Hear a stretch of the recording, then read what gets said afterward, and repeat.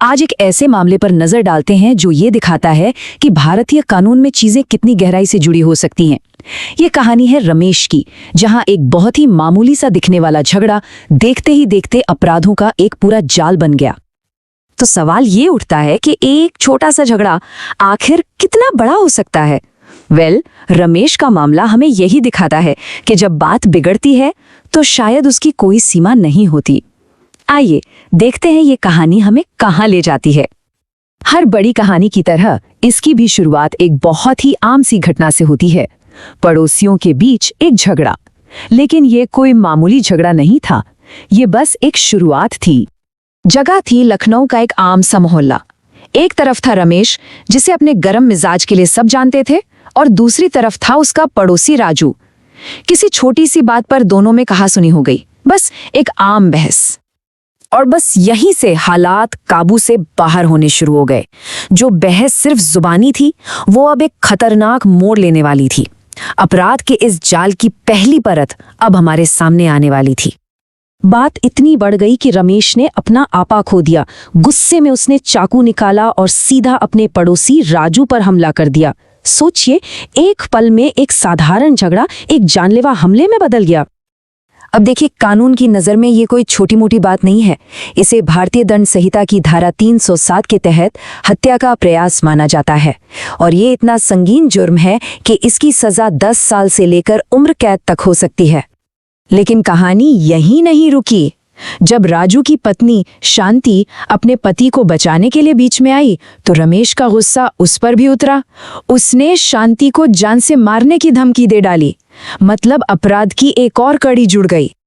किसी को जान से मारने की धमकी देना भी अपने आप में एक अलग अपराध है। इसे धारा 506 के तहत आपराधिक धमकी कहते हैं, और इसके लिए भी 7 साल तक की सजा हो सकती है। तो अब रमेश पर एक नहीं, 2 गंभीर आरोप लग चुके थे। जब मामले की जांच हुई तो एक और चौंकाने वाली बात सामने आई। ये हमला सिर्फ अचानक आए गुस्से का नतीजा नहीं था। पता चला कि रमेश तो पहले से ही हमला करने की तैयारी के साथ राजू के घर के आंगन में घुसा था।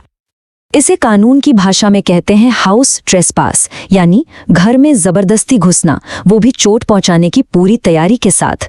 इस पर लगती है धारा 452, जिसमें 7 साल की और सजा हो सकती है। अब आप देख रहे हैं कैसे अपराधों की परतें एक के ऊपर एक चढ़ती जा रही हैं। अब ये कहानी एक नया और ज्यादा पेचीदा मोड़ लेती है। हमले के बाद रमेश ने खुद को बचाने के लिए कानून को ही धोखा देने की सोची और झूठ का एक नया जाल बुनना शुरू कर दिया। खुद को बचाने की धुन में रमेश ने एक नहीं, कई गलत कदम उठाए। उसने अदालत में झूठे गवाह पेश किए, पुलिस से जरूरी जानकारी छिपाई, और हद तो तब हो गई जब उसने एक गवाह पर ही झूठ बोलने के लिए दबाव डालना शुरू कर दिया। न्याय की प्रक्रिया से खिलवाड़ करना भी एक बहुत गंभीर अपराध है। झूठे सबूत पेश करने पर लगती हैं धारा 191 और 193, और इन दोनों के लिए 7 साल तक की जेल हो सकती है। मतलब खुद को बचाने की कोशिश में रमेश ने अपने लिए सजा और बढ़ा ली। और बात यहीं खत्म नहीं हुई। पुलिस को जानबूझकर गलत जानकारी देना, ये भी एक अलग अपराध है। इसके लिए है धारा 203, जिसमें 2 साल तक की सजा का प्रावधान है। रमेश का बुना हुआ झूठ का जाल अब उसे ही और गहरे दलदल में खींच रहा था। अब कहानी अपने आखिरी पड़ाव पर पहुंचती है, अदालत, वो जगह जहां रमेश के हर एक काम का हिसाब होना था।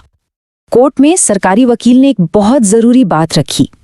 उन्होंने तर्क दिया कि रमेश के काम सिर्फ राजू और शांति के खिलाफ अपराध नहीं थे, बल्कि इन हरकतों ने पूरे समाज में, पूरे मोहल्ले में डर और असुरक्षा का माहौल पैदा किया। और आखिर में जज ने अपना फैसला सुनाया। उन्होंने साफ साफ कहा कि रमेश हत्या की कोशिश, घर में घुसपैठ और धमकी देने का दोषी है। और इतना ही नहीं, उसे अदालत को गुमराह करने का, झूठे सबूत पेश करने का भी दोषी पाया गया। तो ये देखिए, इस पूरे मामले का सार एक नज़र में। हत्या के प्रयास से जो बात शुरू हुई थी, वो घर में घुसपैठ, धमकी और फिर झूठे सबूतों तक जा पहुंची। अदालत ने इन सभी अपराधों को एक साथ रखकर ही अपनी सजा तय की। कुल सजा थी 12 साल का कठोर कारावास। एक छोटे से झगड़े की ये आखिरी कीमत थी। तो रमेश के इस मामले से हमें कानून के बारे में क्या अहम सबक मिलता है? चलिए इसे समझते हैं। ये मामला ना बिल्कुल डोमिनो गिरने जैसा है। देखिए कैसे एक मामूली झगड़े का डोमिनो गिरा और उसने हत्या की कोशिश वाले डोमिनो को गिरा दिया। फिर धमकियों ने सजा को और आगे धकेला और आखिर में खुद को बचाने के लिए बोला गया हर झूठ एक नया अपराध बन गया जिसने सजा को कई गुना बढ़ा दिया। तो सबसे बड़ा सबक क्या है? यही कि कानून किसी एक घटना को अलग थलग नहीं देखता। वो हर कदम, उसके पीछे की नीयत और उसके अंजाम, इन सबको एक साथ जोड़कर पूरी तस्वीर देखता है।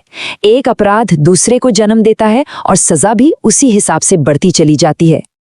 और आखिर में एक सवाल जो सोचने पर मजबूर करता है, क्या रमेश का ये केस हमें ये नहीं सिखाता कि गुस्से में उठाए गए एक कदम की कीमत अक्सर हमारी सोच से कहीं ज्यादा होती है? इस पर विचार जरूर कीजिएगा।